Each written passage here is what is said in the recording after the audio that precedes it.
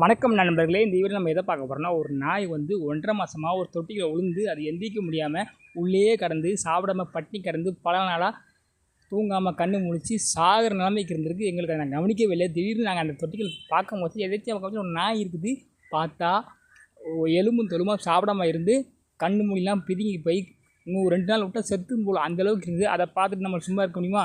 எங்களுக்கு நாங்கள் வேலையில் தான் இருந்தோம். இருந்தாலும் நம்ம எங்கள் வேலையை ஒரு 1 ஹவர் ஸ்டாப் பண்ணி வச்சுட்டு என் நண்பர்கள் உதவியோட அந்த பழத்தில் இறங்கி அந்த நாயை காப்பாற்றுறதுக்கு முயற்சி செய்தோம். ஆனால் அது நிறைய வாட்டி ஃபெயிலியர் ஆச்சு. இருந்தாலும் அந்த நாயை நாங்கள் காப்பாற்றி மேலே கொண்டு வந்தோம். நான் எதுக்கு சொல்கிறேன்னா, நம்ம ஒரு வேலை செஞ்சுட்டு இருக்கும்போது நம்ம கண்ணு முன்னாடி எந்த ஒரு உயிர் போய் துடிச்சிட்டு இருந்தாலும் நம்ம வேலையை கொஞ்ச நேரம் ஸ்டாப் பண்ணிட்டு அந்த உயிரை காப்பாற்றிட்டு நம்ம அடுத்த கட்டத்துக்கு போகணும். இது எதுக்கு சொல்கிறேன்னா, நாமளும் ஒரு உயிர் தான். அந்த நாய் நன்றி உள்ளது.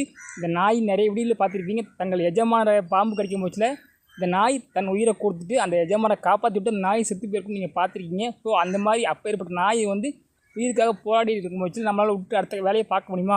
பார்க்க முடியாதுங்களா? ஓகேங்களா? அப்புறம் என் நண்பர்கள் உதவியை சேர்ந்து நாயை கொண்டு வந்து ரொம்ப கஷ்டப்பட்டு சிரமப்பட்டு 1.5 மணி நேரம் ஆச்சு. அந்த நாயை வெளியே எடுத்துட்டு விட முடியல. அது பயந்து சப்போஸ் எங்களை கடிச்சிச்சுன்னா ரேபிட் நோய் பரவுன்றாங்க. எங்களை தாக்கிடக்கூடாது, எங்களையும் பார்க்கணும், நண்பர்களையும் பார்க்கணும், நாயையும் காப்பாற்றிட்டு ரொம்ப சிரமப்பட்டு அந்த நாயை காப்பாற்றி மேலே விட்டோம். பாருங்களேன் அந்த நாய் எப்படி நடந்து போது பாருங்கள். எலும்பும் தோலுமாகி கண்ணு தெரில, இழைச்சி போச்சு.